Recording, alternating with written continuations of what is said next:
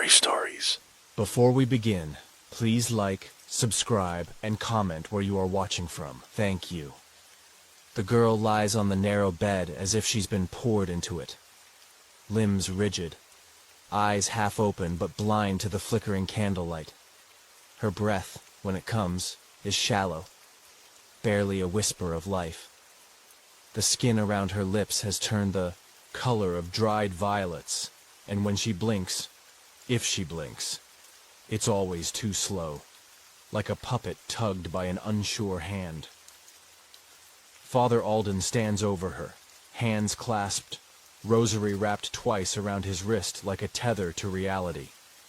The room they've prepared is a cramped upstairs chamber in an abandoned parsonage behind the church, once used for dying priests. Now it cradles something worse. The mother didn't stay. She dropped her daughter on the bed and ran. Didn't look back. Didn't wait for a prayer. Just the whisper of, she won't eat. She won't sleep. She just watches.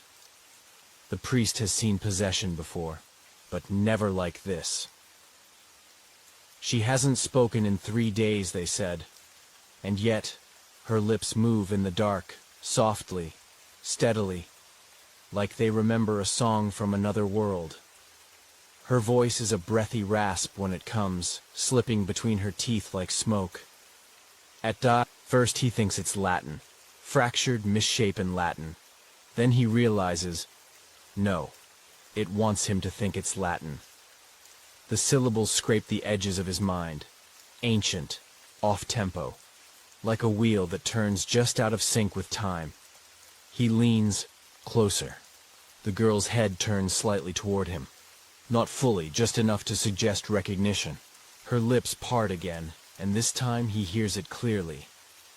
Nthuru. Evasara. The words freeze the air in his throat. Something primal recoils inside him. Not fear. Something deeper. Recognition. He doesn't understand the language, but his bones do. Outside, the wind shifts. The candles burn lower without flickering. Shadows move, but the walls do not. That night, Father Alden cannot sleep. The girl's voice echoes in his skull like a fever hymn. The syllables don't fade. They rearrange. They multiply. He finds himself mouthing them beneath his breath while pouring tea, while blessing the doorframe, while blinking. He returns to her room just after midnight. She hasn't moved. Not an inch. But there's a smell now. Not decay. Not flesh. Rust. Like something bleeding from the inside out. There are small claw marks on the wooden floor near her bed. At first glance, they look like animal scratches. Wild. Frenzied. But when he kneels to examine them, the pattern reveals itself. 5 marks, always in sets of 5. Arranged like a hand pressed too hard into wood. Small hands. Many hands. He looks back at the girl. Still. Silent. Except her lips. Still moving. He recites the Lord's Prayer out loud. Slowly. Halfway through, she stops whispering. Her eyes roll back, just briefly. Then return. The air thickens. There's a sound under the bed, a click, like a child's jaw snapping shut.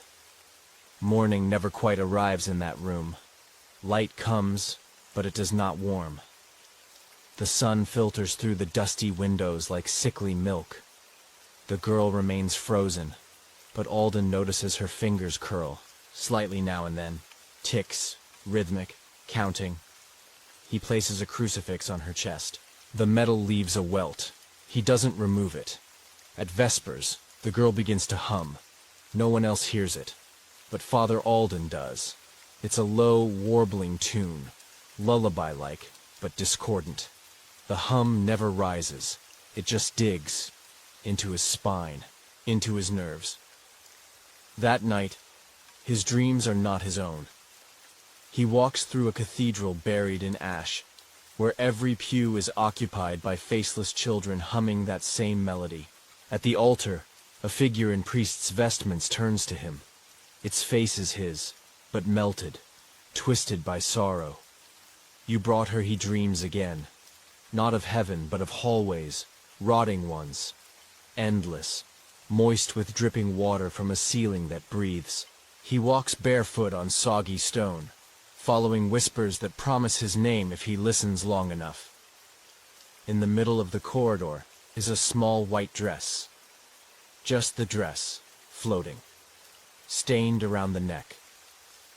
When he wakes, the inside of his throat burns. The rosary around his wrist is gone. At sunrise, Father Alden tries to recite morning mass in the main church. Only 5 people come, all old, all afraid. He opens his mouth to speak the first line. Nothing. His lips move, but air escapes only in dusty wheezes, as though his lungs remember speech. But his throat has been claimed. He clutches his collar and coughs. Still nothing. Sister. Miriam finds him slumped near the altar rail minutes later, lips still moving. No sound. His face pale, eyes glassy. When she calls his name, he jerks toward her as if waking from drowning. His voice returns in a whisper. But it is not his. Not the cadence, not the weight, and not the warmth. Something cold rides beneath the words. He excuses himself, locks the door to the parsonage behind him, then begins to weep. The girl has turned her head to the wall. She no longer mouths words. Now she carves them. The bedpost is covered in splinters where her fingernails dig and gouge with precision. Her eyes remain unfocused, as if she's reading from somewhere behind the wall. He tries the prayer of deliverance, the old rite. By the second stanza, the crucifix on her chest begins to vibrate. Not shake, vibrate. Like a tuning fork struck by a hammer. His voice grows stronger at first, then thinner, rasping at the edges. His throat feels scraped raw, but he pushes forward. Deliver us, O Lord, from every evil. Snap. His jaw locks mid-sentence. He staggers backward, retching. The girl's body levitates, only slightly, an inch off the bed, as if an invisible hand tugs at her hair. She whispers. A single line. Not in the old tongue. Not in any tongue. Just one word. Repeat. And she falls still again. That night, Alden hears children outside. Not playing. Not running. Just breathing. Heavy, shallow, panting breaths, clustered just beyond the front door of the parsonage. He peeks through the curtains. No one. Just footprints. Dozens of tiny, bare footprints in the dirt. He whispers a prayer, but it comes out wrong. The words are right. The meaning isn't. It sounds like Latin, but it feels like drowning. Sister Miriam returns with warm broth and fresh linens the next day. She finds Alden seated beside the girl's bed, eyes open but blank. His mouth still moves, lips cracking. The girl is sitting up, no restraints, no transition, just upright. Smiling, Miriam drops the bowl. The girl turns to her. We told him not to speak. Her voice is childish. Too childish, and it comes from behind her, not her mouth. Behind her skin, like a second voice riding the first. Miriam screams. Alden finally blinks, and whispers the first thing that feels like his voice in days. Get out. That night, he writes his final sermon. Not on paper, on the walls, with ashes. His own hair, burned and smeared with candle wax, forms the lines. They aren't readable, not in any language known to man, but he writes them in rhythm, 1 stroke, pause, 2 strokes, pause, 4 strokes, breathe. The sound of scratching comes from inside the mattress. The girl sleeps. Or pretends to. Alden's lips blister from silent prayer. His voice is almost entirely gone. Only the whispers remain, not his. The rosary is back on his wrist, but the crucifix? It's now on the girl's tongue. Midnight passes unnoticed in the rectory. Outside, the wind is still. But inside Sister Miriam's head, something tolls. Not loud, not metallic. More like an echo of an echo, as though the sound has traveled too far to arrive whole. It doesn't clang, it weeps. The church bells haven't rung in 3 weeks, not since the girl came. And yet, Miriam hears them every night, growing closer, like footfalls made of brass. She dreams of a child on the roof, of the chapel, naked. Its mouth stretches ear to ear, eyes filled with bees. It tilts its head, then opens its mouth. Bong. She wakes up, soaked in cold sweat, the toll still vibrating in her spine. She walks barefoot to the chapel and places her hand on the bell rope. Dry, intact, unmoved. But when she places her ear against the thick rope's braid, it pulses like it has a heartbeat. In the following days, the girl begins humming, wordless, melodic, lulling. Every day at 3:33 a.m., the exact time the bells used to ring for death's vigil, no one taught her the tune, and no one can hum it back. Their mouths won't move right. Father Alden has stopped speaking entirely now. He just watches, eyes sunken, lips cracked from silent repetitions. Sometimes Miriam sees his throat bulge, like he's swallowing something alive. One evening, Miriam sets out to check the bell tower. She hasn't been up there since winter. The stairs creak like teeth being ground. Cold air whines through the slats like a child in prayer. Halfway up, she sees something scrawled in chalk along the railing. It reads, "Do not look up." She freezes. The chalk is wet. She wipes it with her sleeve. It smears red. Blood? No, not fresh. A kind of old tar blood. The kind that smells like coins and milk teeth. She takes another step. The bell rings once. No wind. No one pulling the rope. She reaches the top. At first, everything looks normal. Rusted iron, wooden floor, rope swinging gently. Then she notices the rope is moving. Not swinging. Not pulled. It flexes. With muscle, like a throat. She leans closer and sees it's no longer rope at all. It's braided skin. Human skin, tattooed with runes that shimmer slightly in the dark, as if shy, and overhead. The bell is breathing. She turns to run, but the trapdoor slams shut. Something steps across the beams above, not walking, crawling. Click, click, click, like fingers. Across gravestones, a hissing whisper coils into her ears. We only ring for the dead. And suddenly, the bell lets loose. A roar, not of metal, but of lungs screaming in grief. Her ears burst, blood down her neck. The walls pulse with the sound, and then stillness. She wakes on the chapel floor. It's daytime. The bell tower door is still locked, but her hands are covered in ash. Inside her palm, one tooth, tiny, childlike. She drops it. It bounces once and rings. That night she tries to sleep. She tries not to dream. But the girl is there, smiling, black veins around her lips, her humming like a lullaby being played backward. She whispers, "I rang for you," Miriam screams, and wakes to find the chapel's altar wet with morning dew. A small pair of footprints lead from the girl's room to the bell tower and disappear into the wall. No one else hears the bells now, only her and the girl.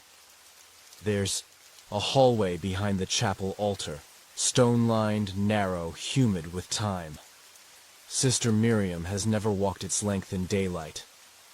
There's a door at the very end, iron hinges, a crucifix scorched black, no keyhole, no handle, just a feeling that behind it something is always breathing. The priests call it the Room of Saints. The older sisters call it the Still Room. But the girl, she calls it nothing. She only stares at it when they pass, like she recognizes the scent under the wood. It begins on the 7th day after the bell screamed. Miriam hears something scratching inside the chapel walls. Not rats, not wind, something tracing shapes. Symbols begin to appear on the chapel floor each morning, always damp, always shaped like inverted halos. The girl giggles when she sees them. When Miriam scrubs them away, the rag smells like milk gone sour, and copper.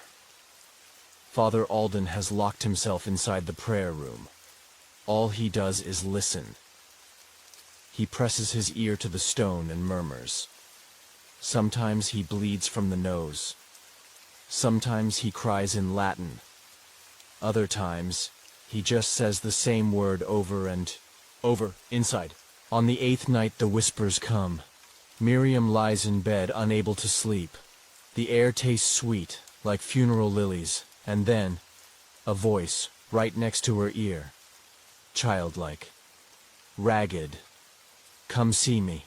She jerks upright. No one's there. But the chapel's back hall is lit, candlelight flickering under the locked door. No candles are allowed back there. No one has the key. But when she walks down the hallway, the door is open. Inside is darkness so thick it feels wet. The walls are lined with tapestries, stitched with hands. Real ones, thin and gray, stretched into string. There are teeth in the corners, set like prayer stones.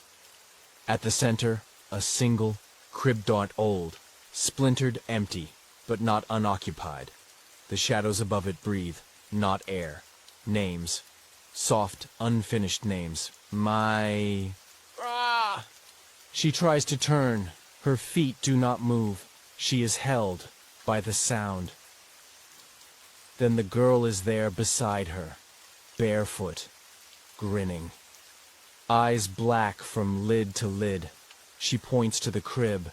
Inside now, a doll made of twine and teeth. Its mouth is stitched, shut with hair, and its eyes, wide open, are Miriam's own. She screams. Darkness lunges. She wakes up in her room, clutching something in her fist. Not a dream. The candle wax burns her palm. She was holding it all night. But the chapel has no more candles, only oil lamps. Later that day, Father Alden emerges. His lips are sealed shut, not by silence, but by thread. Crude, black stitching across his mouth, bleeding slightly. In his hands he carries the girl's nightgown, soaked. The water smells like rot. He lays it at Miriam's feet, then walks into the hallway and disappears. That night, the door is gone. Not locked. Not broken, just gone. The hallway ends in stone. But Miriam still hears the crib creaking, the sound echoing from somewhere deeper than the walls. And the girl. She sleeps with her eyes open now. Father Alden stands in the chapel again, silent as the grave beneath, its floor. His robes hang loose on his frame. His skin looks soaked, like it spent too long beneath water. Miriam approaches him cautiously. He doesn't turn, doesn't breathe, doesn't blink, just carves. A symbol. Deep into the back of the pew, it looks like a wide-open mouth, with no tongue inside. The other sisters whisper of possession, of something old that rides in the priest's skin. But no one dares confront him. Not since he bled from the palms during communion. Not since the girl followed behind him like a shadow, mimicking his every step. At night, Miriam can't sleep. There are clicks in the walls, sharp, like scissors closing again and again. She finds feathers beneath her pillow, tiny ones, still warm, and the doll on the windowsill, the one she swears she threw into the fire, sits there each morning, watching, its mouth now open, stitched lips torn free. Sister Lorna finds the priest in the confession booth, kneeling alone. He's facing the wall, murmuring. When she tries to stop him, he smiles with skin, not lips, opens his mouth, and shows her the hollow inside. Where the tongue should be, there's just blackness, not absence, but movement. Something stirs in that depth, something wet, with too many teeth. Sister Lorna screams. By dawn, she is gone. Her veil left in the holy water basin, floating. The girl doesn't speak, but she hums now, a tune no one knows. Low, crooked, broken in rhythm. She draws in charcoal on the chapel floor, circles within circles, mouths within mouths. When asked what it is, she writes one word: listening. That night, Miriam sees her, in the mirror. Not her reflection, the girl's, but twisted, wrong. A grown version, older, pale, mouth wide and unending. The same hum echoes through the room. Later, in the kitchen, the sisters hear scratching. Behind, the bread pantry. When they move the shelves, they find a hole in the wall, freshly cut, lined with strips of scripture. Inside it, a tongue, still pink, still twitching. Miriam vomits into the sink, but when she wipes her mouth, the girl is behind her. She says nothing, just holds up a finger to shush her. On the 6th day, Miriam finds the priest hanging upside down in the chapel rafters. He's not dead. His eyes move, his mouth opens, and from inside it, a voice speaks, but not his. Not human, it says, "She's almost done." The doll in Miriam's room begins to rot. Its eyes cave in, its skin peels. It starts to smell of grave dirt and burnt flowers, yet no one else smells it. No one else sees it. When she tries to throw it out again, she hears the priest's voice in her head. Tongue or silence, choose. She does not sleep. She does not speak. But in the dark, she listens, to the walls, to the rafters, to the girl humming in her dreams. The same tune, over and over, like a lullaby sung backwards. The bell rings again. 3 slow, sinking chimes. They don't shimmer like metal. They ache, a sound you feel in your teeth, in the back of your skull, where nightmares form. Miriam wakes, soaked in sweat, heart thudding like a second bell in her chest.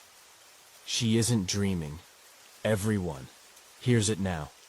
The sisters gather in the hallway, pale and wide-eyed, whispering things they promised never to speak again. Sister Naomi says it rang once before, 40 years ago, the day the last girl stopped breathing. But the chapel bell is gone. Removed. After the fire, no rope, no weight, no rusted bronze to strike. Still, it rings. Always at midnight. Always 3 times. Always from below.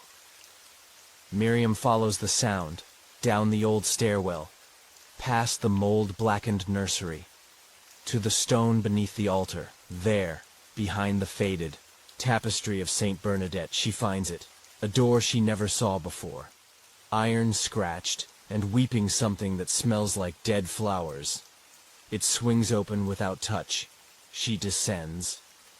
No torch, no light, only the echo of her own breath, and the bell, far beneath, beating like a buried heart. The air thickens, the stone walls sweat. She descends further still. Steps spiral endlessly. She begins to forget time. Or maybe time forgets her. The bottom is a chapel, or what used to be one. The pews are wrong, made of bone, stacked with threads of hair. The altar cloth is human skin, stitched with ink too dark to be called ink. Candles line the walls, but no flame burns. And yet the room glows. From something unseen. In the center of it all, the bell. Massive. Green with age. Cracked, but not broken. Chained in place. Its clapper replaced with a bundle of braided tongues. It tolls without touch. Because something beneath it moves, coils, stirs. Miriam drops to her knees, not in prayer, but in terror. And hears the choir. Voices. Soft. Childlike.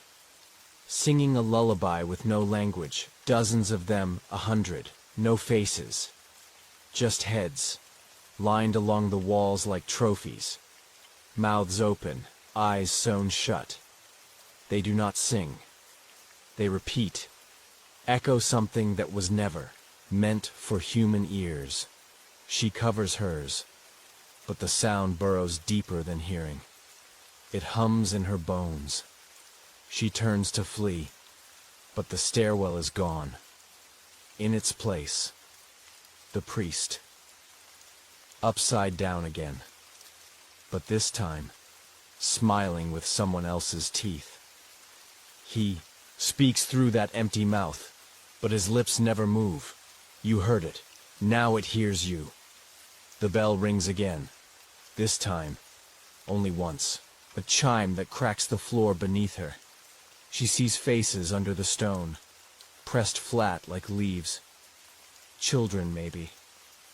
One of them opens its mouth, and she recognizes the voice. Sister Lorna. The pews shift. The bone legs creak.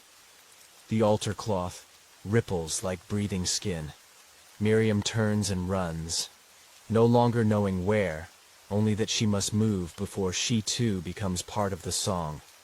Her feet bleed on the stone, but she doesn't stop, even when the bell rings again, even when the doll is sitting on the altar, wearing her face. She wakes in her room, cold, alone, mouth dry, tongue heavy, but she tastes blood, and her fingernails are black with wax. Beneath the bed, her shoes, covered in red dust from stone. And something else. A folded note written in her own hand. Do not go down again. The next bell is for you.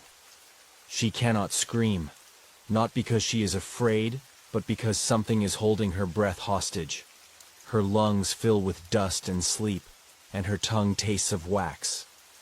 The doll is back, sitting on her nightstand, its hands folded, head tilted, its stitched mouth torn open, like it had to rip itself apart to speak.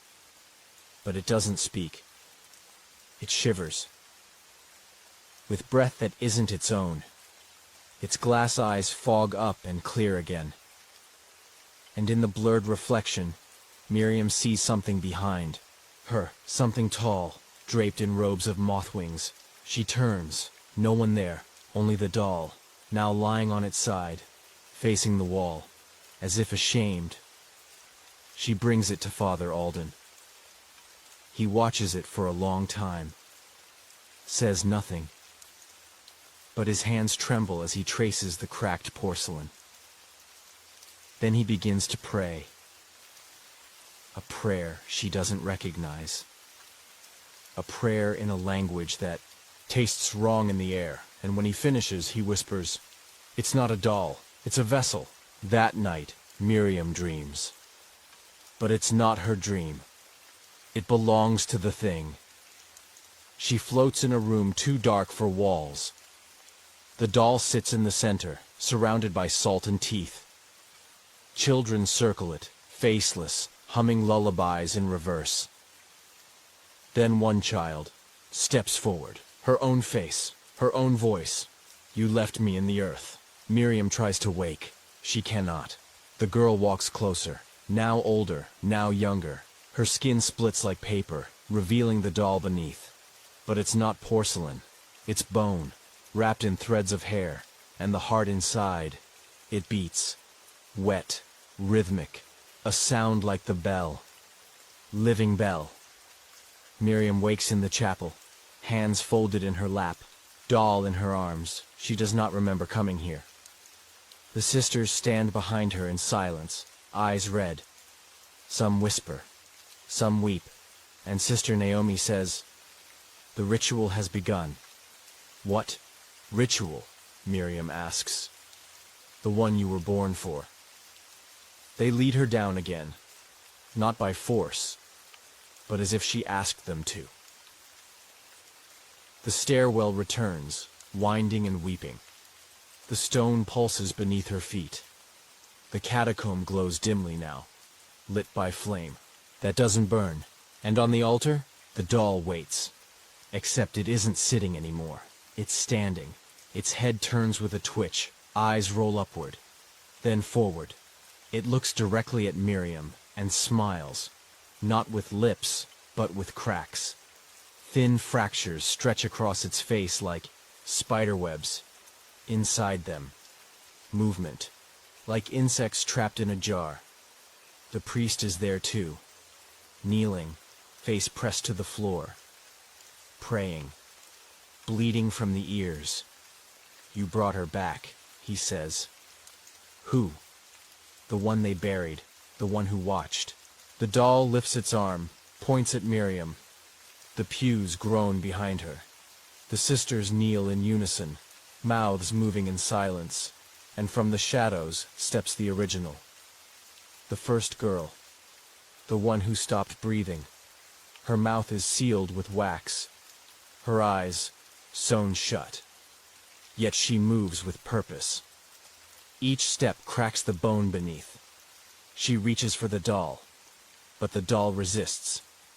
It hides behind Miriam, clings to her like a frightened child.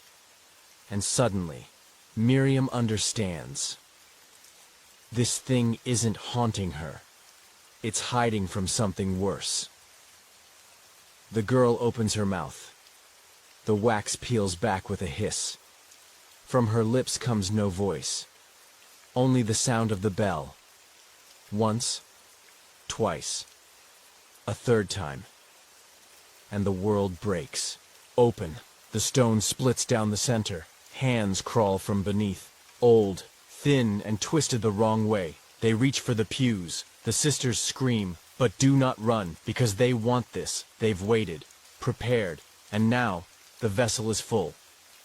Miriam tries to flee, but her feet are rooted. The doll wraps its arms around her neck, whispers without a mouth. "If I die again, you take my place." "Why me?" "Because you found me." Father Alden begins to burn. Slowly, from the eyes outward. He doesn't scream. He just recites the prayer again, over and over, until it turns to static, and then to silence. Miriam turns to the doll, tears in her eyes, and nods, not in surrender, but in mercy. She picks it up, carries it back to the altar, lays it down on the skin cloth. The bell rings one final time. The earth goes still. The sisters collapse, like puppets with their strings cut. The hands retreat beneath the floor. The altar cracks. The doll opens its eyes one last time and says, "Thank you for remembering me." Then it crumbles to ash. Miriam doesn't speak of what happened. She tells herself there was nothing to speak of. The sisters are gone. The church is ash. The altar collapsed into a hole too deep to find the bottom. So she returns home. Her garden is overgrown. The back door hangs open and her bedroom smells of wax. At first, she blames the dreams, the voices in the pipes, the creak on the stairs when she isn't moving. She even tells herself the shadow that follows her, the one that sometimes turns its head when she doesn't, is just her trauma making shapes. But then the photos change. There's one photo on her mantle. Her as a little girl, digging in the backyard, holding up something with a smile. Something wrapped in cloth. She doesn't remember this photo being taken. She doesn't remember smiling, and, worse, the thing in her hands, it's not the doll. Not really. It's something almost a doll. More like a child. Mummified and quiet. Waiting. She tries to sleep. The light stays on. The door is locked. But something still gets in. It doesn't knock. It doesn't whisper. It just breathes right behind her ear, all night, soft, damp, rhythmic, a sound like earth settling. In the morning, her bedroom mirror is cracked, thin, delicate fractures like veins of ice, but not from impact. No shard lies on the floor, and when she looks into it, her reflection moves wrong. Not like a delay. Like it's tired of pretending. Like it wants her to notice, and behind her, in the reflection only, stands something small. Hands clasped, head tilted, waiting to be seen. She visits the town library. Searches the local archives. No mention of the church. No record of the sisters. No obituary for Father Alden, as if they never existed. Only one faded article from 1902. Infant buried alive during rainstorm. Locals blame witchcraft. The name of the child? Miriam. She drops the newspaper. Leaves without checking it out. The lights flicker as she exits. The librarian doesn't look up, and as she walks home, the sky seems to dim behind her. Not ahead, only behind. As if the sun itself doesn't want to see what follows her. Back in her house, the pipes weep. Black water trickles from every faucet. The garden is no longer overgrown. It's dead. Crows sit on the fence and do not blink. And in the soil where she once dug, something breathes again. The earth moves softly, as if someone sleeps beneath it, dreaming. That night, she checks the photo again. This time, the cloth is open. The doll, no, the child, is staring directly at the camera. Eyes stitched, but glowing faintly. And Miriam, her smile is too wide. Too many teeth. She drops the photo. Glass shatters, and behind her the floor creaks. Not once. Not twice. But 3 times. Like footsteps taken by something crawling upright. She doesn't turn around. She walks slowly to her room. Lies down and waits. Eyes wide open. At 3:03 a.m. the bed sinks beside her. Not like someone sat down. More like someone lay next to her, a small body. Cold. Still. Breathing with her rhythm. Miriam dares not look. But she whispers, "What do you want?" A long pause, then to be remembered. The next morning, her calendar is blank, all the dates gone, except one, circled in red, the day she found the doll. Except, she hasn't found it yet. Not in the way the calendar suggests. Because now, she remembers. She used to bury things in the yard, not toys. Not animals, things with names. She goes outside, stands barefoot on the soil, and listens. The wind hums. The grass is silent. But from the earth, a voice. Soft, like a child. "I waited for you." She falls to her knees, begins to dig. Hands, raw, fingernails torn, soil dark and sticky, like it remembers. She finds nothing. But when she looks behind her, the doll stands on the porch, no longer cracked, no longer worn. It is clean, new, and it smiles with lips now formed. "You forgot me." Miriam says nothing. She walks up the steps, takes The doll in her arms, and it feels warm. Not like porcelain, not like plastic, like flesh that hasn't breathed in a long, long time. The doll leans close. Now, let's go find the others. The doll doesn't blink, but it hums. Low, wet, ancient. Its voice leaks through the seams in its neck like steam from a cracked pipe, and the longer Miriam holds it, the more the world pulls back from her, like an eye recoiling from a pinprick. She sets it on the kitchen table. Just for a moment. Just to think. But the humming doesn't stop. It grows. It vibrates the cutlery in the drawer. It rattles the basement door.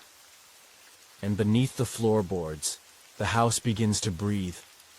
She presses her ear to the floor and hears the choir. Not music, not prayer. Something in between, like lullabies from unmarked graves. They are children's voices, but not sweet. Each one chokes slightly before finishing their line. Each one ends their verse with, "She forgot us." She moves through the hallway. Every mirror is veiled with frost. Every picture on the wall now shows her with someone else. A girl with sewn lips, holding Miriam's hand. She doesn't remember these photos being taken. She doesn't remember that house or that girl, but the doll knows. It tilts its head on the table as if listening to memories. In the attic, old trunks rattle. She opens one. Inside, a wedding dress, soaked with blood around the stomach. A music box that plays no music, only a heartbeat. A second doll, face eaten by moths, yet its eyes still move. She drops the lid. It closes too slowly, like the trunk wanted her to see more. Downstairs, the doll is gone. Only a trail of tiny, damp footprints lead away, across the tile, up the stairs, to her bedroom, to the mirror. She follows. Of course she follows, because she doesn't have choices anymore. The mirror shows something strange, not a reflection, a window, another room, another girl, dirt on her face, blood on her dress. Digging. Her mouth is sewn shut, but her eyes scream. Miriam raises her hand to touch the mirror. The girl on the other side reaches up too. But her hand is not Miriam's. It has too many fingers. The glass ripples like water, and, in her ear, the doll whispers, "That's where I live. All of us do. Come see." Miriam closes her eyes. When she opens them, she is still in her room, but the walls feel farther away, and the ceiling drips. Later that night, the doorbell rings. No one should be outside, not in this dark, not with the ground still singing. But she opens the door. There are 3 children on the porch. Each holds a small candle, each one missing something. One has no nose, one has no eyes, one has no hands. They smile, all at once. "Can we come in?" It's cold underground. Miriam steps aside. She doesn't remember choosing to. They do not walk. They glide, leaving no prints. But the candles they hold drip wax onto the floor, and the wax stains burn the wood. Wherever they pass, her walls bleed, and the pictures scream. Not out loud. Not exactly. But inward, like the house is folding on itself. They sit around the kitchen table, where the doll once sat, and they wait. Not for food, not for warmth, but for someone else to arrive. Miriam asks quietly, "Who are you waiting for?" The girl with no nose replies, "The one who buried us, the one who forgot." Miriam's nose bleeds. She doesn't feel it, but the doll on the counter licks its lips, and the house sighs, from the walls, from the vents, from the places only spiders crawl. At 2:22 a.m., the humming stops. Not because it's over, but because it's listening now. Listening to her heartbeat. Listening to the thing in the basement climb one step higher. Every few seconds, the pipes knock. Once. Twice. Then silence. Then a little giggle. The children at the table begin to mouth something, over and over. Their lips don't match the words, but their faces shift as they chant. Older, younger, rotting, fresh, as if the house can't decide when they died. Miriam covers her ears. It doesn't help. The sound is under her skin now. She runs upstairs, back to the mirror, hoping to see herself, hoping for anything familiar. But what she sees is a graveyard.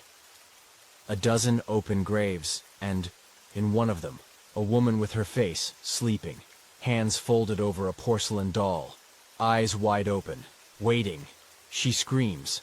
The mirror shatters, but behind it, dirt, fresh, wet, black.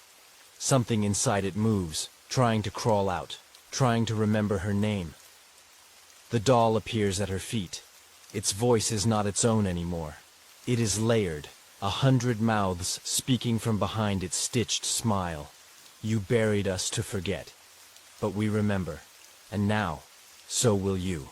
She boards the windows, draws salt circles in trembling hands, lights candles she doesn't believe in, but the air doesn't care. It presses against the glass like a child's mouth, soft and hungry. Something wants in, or worse, wants her. Out at 3:03 a.m. the doll moves again. It no longer hums, no longer watches. It simply waits, standing in the hallway, facing her door. Its eyes are empty now, like someone reached inside and took whatever was looking out. Miriam locks her bedroom. She whispers prayers from childhood she barely remembers. But the walls mimic her voice. Line for line only wrong, like someone overheard a prayer once and tried to stitch it back together. She doesn't sleep. She can't, because every time she blinks the doll is closer. First it's at the door, then by the foot of the bed, then on her pillow.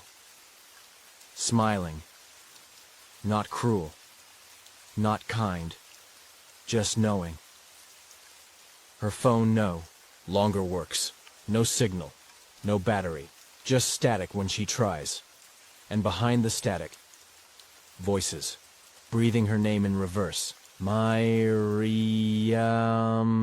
Like something dragging its tongue across her skin from the inside. She finds dirt in her mouth, under her nails, behind her eyelids, as if she's been digging in her sleep, or someone has been digging through her. The closet light flickers, the bulb bursts, and the dark breathes deeper. At dawn, the sky is still black. The sun doesn't rise. Time doesn't pass. The clocks tick, but backward, and the doll stands by the window, watching a world that no longer remembers her. Miriam wonders, was I ever real at all? She opens the basement door. Finally. Because she knows it's too late for running, too late for salt. The stairs creak like old bones snapping. At the bottom, silence. Then a whisper. It's your turn now. Candles light themselves. She doesn't ask how. She doesn't want to know. The basement walls are made of more than wood. Faces press from inside them. Open mouths stitched shut by time. Eyes wet with memories too heavy to carry. In the center of the floor is a circle of dolls, not one. Hundreds, some broken, some burned, some still warm. Each one mouthing a name. Hers is the loudest. Miriam, Miriam, Miriam. It's not a chant. It's a summons. She steps inside the circle. The floor peels beneath her feet like skin, and the house shifts. Rooms no longer connect where they should. Doors open into graves. Windows show only static. Mirrors reflect what's coming, not what is. The doll's voice, now many voices, fills the space. You buried the truth. You forgot the pact. We waited. We remembered. We forgave. And still, you left us here. Miriam screams, but no sound comes, only dust. The circle closes around her. Dolls stack themselves high, building a wall of teeth and thread. And from the center, the original doll, the one with the missing eye, opens its mouth. Inside, a void. Not black, not lightless, but hungry. The floor gives way. Miriam falls, not down, but inward, into memory, into guilt, into what she did, and beneath the earth, the voices sing. She was the first to play. She was the first to break it. She remembers. The girl with the sewn lips, the pact they made, the game they played, and how she ran, when it all went wrong. The doll doesn't punish her, it restores her, replaces the missing piece. The silence she left behind, stitches her, mouth shut, puts her back in the house, puts the house back in her. And when the next girl finds the doll, it will be Miriam's turn to watch. The final scene. The house is quiet, the windows unboarded, the wind calm. But in the backyard, a little girl digs. Her shovel hits something hard. Porcelain, a hand, a doll. It blinks and smiles. My name is Sasha Carter. I'm recording this for whoever decides they want to know the truth. The newspapers got it wrong. The police got it really wrong. My friends didn't just get lost. They didn't starve or freeze or trip over a cliff and die. Something in that forest did this, and I think it's still watching me. It started with the plan. Just a normal hiking trip. Me, my boyfriend Mark, his brother Cody, my best friend Liv, and Liv's new guy Nate. 7 days in Black Hollow National Forest. Off-grid, old-school, campfire stories and trail mix. Mark planned the route. Cody brought the gear. Liv brought her vape and loud music. I brought my camera. Nate didn't bring anything but a weird smile and the sense that he'd seen something out there before. We started from the ranger station on day 1. The man there looked at us like we were stupid. "You going that deep?" he asked, adjusting his cap. "People get turned around out there, don't always come back." Mark laughed. "We've done tougher trails." The ranger didn't laugh back. "If you see the red trees, turn around," he said. "Don't ask questions. Just go back the way you came." We asked what that meant. He just said, "You'll know." We didn't listen. The first day was fun. Long trail, beautiful weather, birdsong that felt like music. We joked, ate lunch by a stream, took selfies. Liv played music from her speaker until Nate made her turn it off. "I just want to hear the forest," he said. That night we set up camp near a clearing. The moon was fat and white, floating above the treetops like it was watching. We made a fire. Cody told a ghost story about a girl who vanished in these woods years ago. "They found her boots in a tree and her eyes in the creek," he said, laughing. Mark threw popcorn at him. But that night, I dreamed of someone whispering my name. Day 2, things got weird. The path we were following forked unexpectedly. Mark was confused. There wasn't a split here on the map. We voted and went right. 2 hours later, we passed a tree with a red smear down its bark, like paint or something else. It smelled like copper. We joked it was just sap. By sunset, we were back at the same fork. Our footprints were still there. Mark swore we'd walked straight the whole time. We made camp again, this time quieter. That night Liv asked me, "Did you hear that screaming?" I hadn't, but I would. Day 3, the forest felt different. No birds, no wind, just trees, too still, and that sound you hear when something big is holding its breath. Nate said the compass wasn't working. It spun slowly in place. Our phones were dead, all at once. No warning. Cody made jokes. Liv snapped at him. I tried to hold Mark's hand and felt him shaking.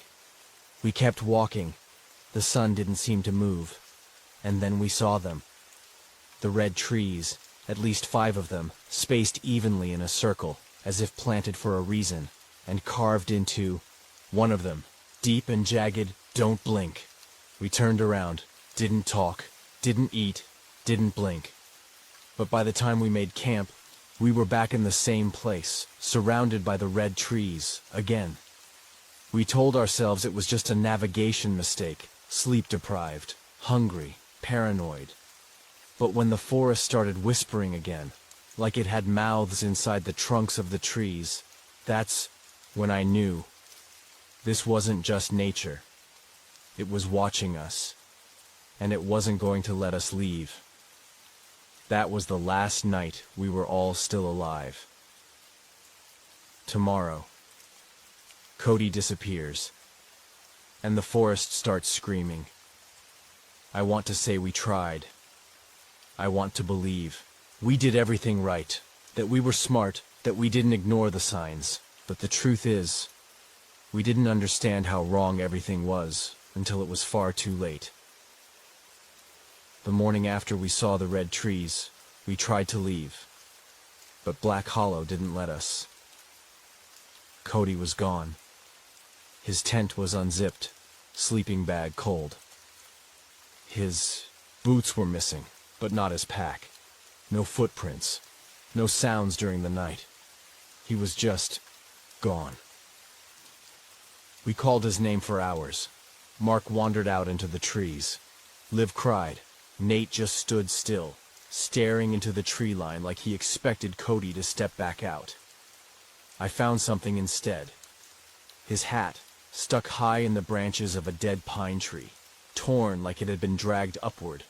There was blood on it. We packed up, fast. We told ourselves we'd find a ranger station or another hiker with a satellite phone. But no one ever came out this far. That was the point. Now it felt like a trap. We followed the sun. We walked for hours. Hours. But the trees never thinned. Every time we stopped, the forest felt smaller, tighter, closer. Like it was folding in around us. And that's when Liv's phone buzzed. Just once.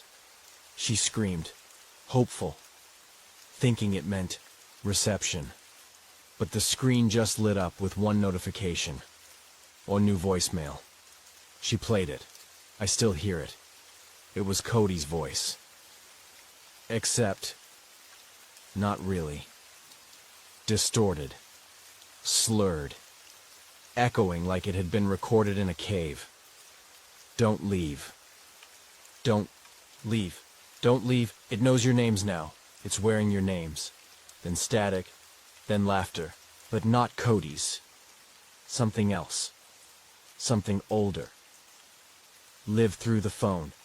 The screen shattered. But even shattered, the voicemail played again by itself. Mark tried using his map again. Tried tracing our route back. But the lines were gone. The entire map was blank. Nothing but trees, as if the forest had erased itself. At camp that night, the air turned heavy. The fire didn't light. Not even with lighter fluid. Nate said we should sleep in shifts. He didn't. I woke up to find him standing over Liv's tent, not moving, not blinking, whispering her name. I called out to him. He didn't answer. He just turned slowly, eyes wide open, and said, "It sees through me." And then he collapsed. We tried to wake him. Slapped his face, poured water on him. No response. But his eyes stayed open. He blinked only once the entire night, at exactly 3:33 a.m., and in that second, we all heard it. The forest screamed. Not an animal, not the wind. A scream so loud it shook the trees. It was everywhere and nowhere. Above us, below us, inside our own skulls. Liv threw up. Mark started bleeding from his nose. I remember clutching my ears and sobbing. But Nate? Nate smiled. He whispered, "That's the sound it makes when it picks someone." And then he laughed. and laughed. Until blood bubbled up in his throat. We tied his hands with rope and kept him near the fire. Mark said it wasn't Nate anymore. Liv agreed. I just cried, because I knew what was coming next. We woke the next morning, and the rope was cut. Nate was gone. His place, a small stone doll carved with something in a language none of us knew. It had 3 holes for eyes, one for each of us still left, and carved into its base, scratched in with something jagged. Sasha, I tried to run, but the forest bent around me. I swear it did. The trees leaned together, branches tangled. I ran in circles. No matter which way I turned, I came back to the same spot, to the stone doll, to my name. Waiting. That night, Mark lost it.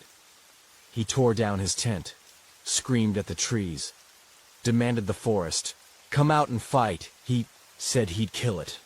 I tried to calm him, but Liv wouldn't come out of her tent. She kept repeating, "It knows our names. It knows our names." That night we didn't sleep. And at 3:33 a.m., the forest screamed again. Only this time, it wasn't alone. I heard our names in the scream, not spoken, stretched, distorted, cried out in pain, like the forest was remembering us and wearing us. If you're listening to this, and you ever see those red trees, turn around. Don't wait. Don't blink. Don't speak your name out loud, because if it learns your name, it doesn't forget, and you'll never get out. By the time we reached day 5, we knew Cody and Nate were never coming back. Not really. What scared me more wasn't that they were gone. It was that I couldn't remember the sound of Cody's voice anymore. And when I tried to picture Nate's face, it wasn't his face I saw. It was the doll's. Mark stopped talking on day 5, just stared at the trees, like he was waiting for them to do something. His face looked thinner, lips cracked, eyes darting from shadow to shadow. Liv didn't even come out of her tent until late afternoon. She'd scratched her own arms during the night, long bloody lines running from wrist to elbow. I was trying to get it out, she whispered. The name, it's under my skin now. We walked all day with no direction. The forest wanted us to get tired, to give in. Every path bent back. We found our own tent site 3 separate times that day, like it was mocking us. And then the sun started to vanish. Not set, vanish, like someone dimmed the world by hand. We decided to make camp again. This time, we didn't bother with the tents. We just sat in a circle, back to back, trying to stay awake, to stay human, to stay us. That's when we heard the voice. Cody's. But it wasn't calling from the forest, it was above us. We looked up at the trees, and there he was. Cody's body hung in the branches like a forgotten ornament, but not by the neck, not by rope, just hanging, like the tree was holding him. His arms dangled, his mouth hung open, his eyes, still open, staring, directly down at us. Liv screamed so loud she fell over backward. Mark didn't move. He whispered, "Don't blink, don't blink, don't blink." I stepped forward. That was the second mistake I made. The first was coming here at all. I don't know why I wanted to touch him. Maybe part of me still thought this was some elaborate hallucination. Maybe touching him would prove it was fake. I reached up with a shaking hand, and Cody blinked. Just once, and smiled, and then he screamed. Not with his voice, with the forest's. That inhuman, shrieking, ripping sound burst from his throat, echoing across the treetops. It cracked the silence open like an egg. Mark collapsed, holding his head. Liv clawed her arms again, and I saw them. Eyes, in the bark, in the leaves, in the dirt. Eyes opening across the trees like flowers blooming under moonlight, all of them watching. Us. We ran. No plan. No direction, just pure mindless terror. The trees moved with us, closing in, bending. The forest wanted to separate us, and it did. I lost Liv first. I turned, and she was gone. Not behind me, not screaming, just gone. Mark, and I ran until our legs gave out, until our bodies fell into a clearing we hadn't seen before. It was unnatural, perfectly circular. At its center, a ring of stones, each one carved with a single open eye. 13 stones, all facing inward. The center was black, scorched earth. No grass. No life. Mark whispered, "This is where they come through." I asked, "Who?" He looked at me, eyes wide and empty. "The Hollow Men." I don't remember what happened after that. Maybe I passed out. Maybe something made me forget. All I know is when I woke up, Mark was gone, and someone had scratched a message into my arm with a fingernail. Last one sees it all. I was alone now, just me and the forest, and the screaming that came every night, exactly at 3:33 a.m. But something new happened that night. When the screaming started, I screamed back, and the forest stopped. Just for a second, everything went dead quiet, and I heard a voice I hadn't heard in years, my mother's. "Come home, sweetheart. It's safe now." I ran toward it. I don't know why. Maybe I wanted to believe. But I found something else instead. Liv's body, sitting upright, hands folded in her lap, eyes wide open, mouth frozen in a soft, puzzled smile, as if she'd just seen something that didn't make sense. Something beautiful and terrible. Around her were footprints, but not hers. They were small, childlike, and they circled her body 12 times, and carved into the tree behind her. One left to see, then we begin. There's no trail, no people, no sound. I haven't eaten in 2 days, but the forest won't let me die, because I'm the last one, and I think that means I'm next. The fog came the next morning, thick as milk, heavy as grief.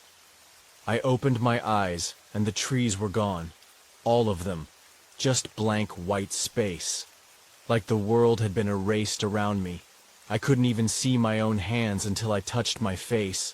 That's when I knew something had changed. Something big. The forest wasn't just watching anymore. Now it was hunting. I waited for hours, thinking the fog might lift. It didn't.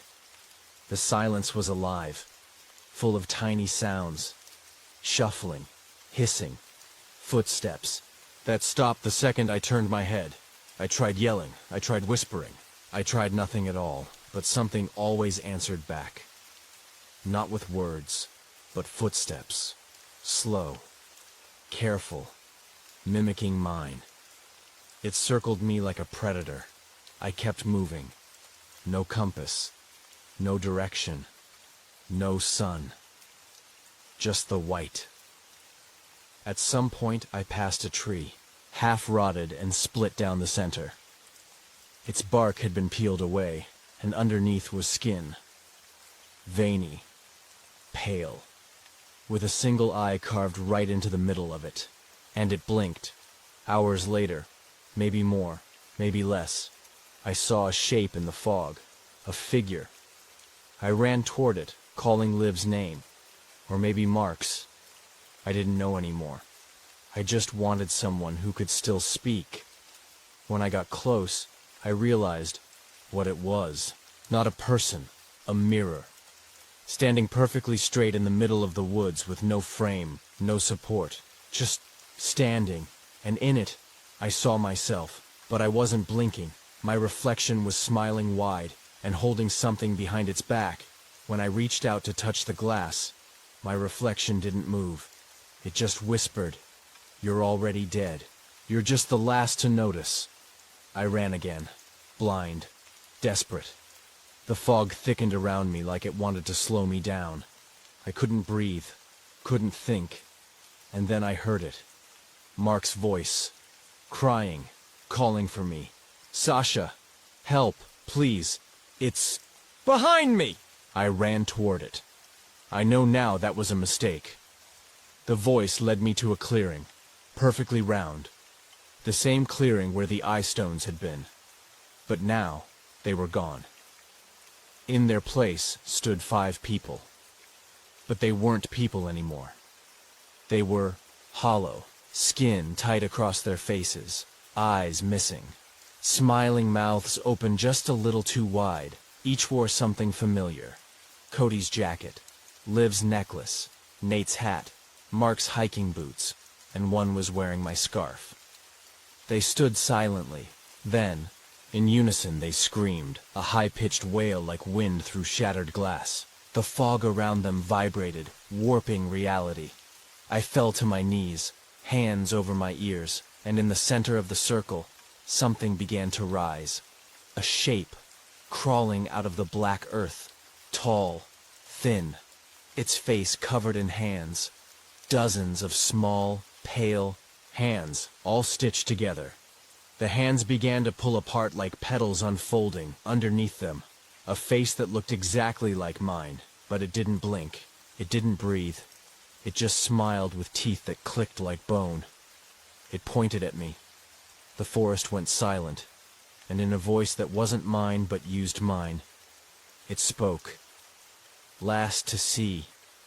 Last to scream. I ran. I don't remember how far. I don't remember how long. I just ran until the fog began to thin, until I saw something in the distance. Something metal. A trail sign, covered in moss. Bent with age. I ran toward it, grabbed it, and realized it was the same one we saw on day 1.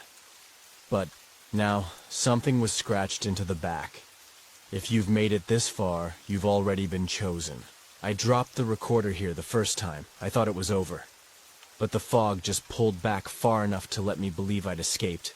And that's when I heard the forest breathe. Not the wind, not the trees, a breath. Long, deep, wet. And from behind me, very close, I heard, "Blink. I dare you." I'm not alone out here. But the only thing following me now is wearing my face. And it wants to go home in my skin. You always think if you keep moving, you'll survive. Like walking away from something is the same as escaping it. But out here, movement just makes the forest watch harder. And now, it's calling me. The fog thinned by morning. Or maybe the forest just decided I'd run enough. Either way, the trees came back into view. Taller than I remembered. More twisted. I was limping. Now. My shoes soaked. Ankle sore.